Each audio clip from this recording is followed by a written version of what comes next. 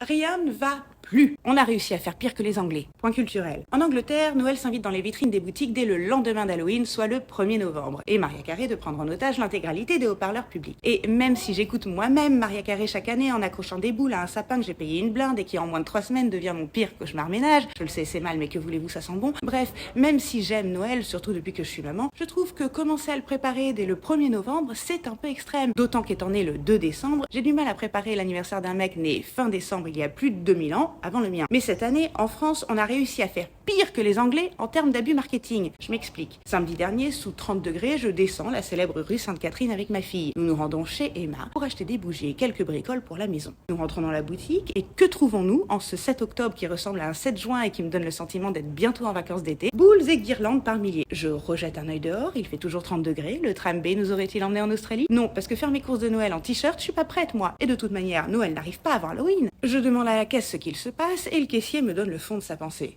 Bah, TMC commence bien les films de Noël le 13 octobre cette année. Alors on se met juste dans l'ambiance, vous voyez? Dans l'ambiance. Non, je ne vois pas. En plus de n'être que début octobre, on ne peut toujours pas courir après un bus sans être en nage et on se tartine encore le visage de crème solaire. Honnêtement, si j'ai envie d'une ambiance, c'est plus rosé et paréo que Belize et cheminée. Même Maria n'est pas encore sortie de son hibernation annuelle. Et puis entre nous, commencer les films de Noël mi-octobre, c'est tirer une balle dans le pied à la jambe masculine. Comment vous dire que ce genre de fiction a tendance à relever considérablement nos standards et les diffuser à une période où d'ordinaire mes congénères célibataires sont plus enclines à les baisser? Ben oui, les jours sont supposés rafraîchir. Bon, cette année encore, le climat ne vous aide pas. Mais quoi qu'il arrive, l'envie de cocooning réapparaît, on pense aux longues soirées d'hiver et on a subitement envie de se blottir contre quelqu'un sous un plaid en attendant que les beaux jours reviennent. Plus les jours de quête du crush d'hiver passent, plus l'urgence se fait sentir, plus les standards baissent, c'est QFD. Mais quand on se met devant un film de Noël, on commence tout à rêver d'un sublime bûcheron canadien, incarnation parfaite de la belle personne qui nous apporte une bouillotte et un chocolat chaud sans qu'on ait à le demander lorsqu'on a nos règles. Pas d'un mec lambda pris par dépit qui à la moindre saute d'humeur te regarde l'air bovin et meugle effrontément. T'as tes règles ou quoi? Au lieu de te prendre simplement dans ses bras. Mais ce qui m'inquiète avec une diffusion trop longue dans le temps des films de Noël, ce n'est pas qu'ils nous permettent de conserver des standards élevés, ça c'est plutôt une bonne chose. C'est qu'à force de visionnage, on risque de finir par croire qu'il existe ce satané bûcheron canadien, un prolongement parfait du prince charmant des contes de notre enfance. Et rendons-nous à l'évidence, mesdames, il vaudrait mieux commander de suite un womanizer pour les longues soirées d'hiver, car en visant cet idéal, nous n'avons pas fini d'être déçus.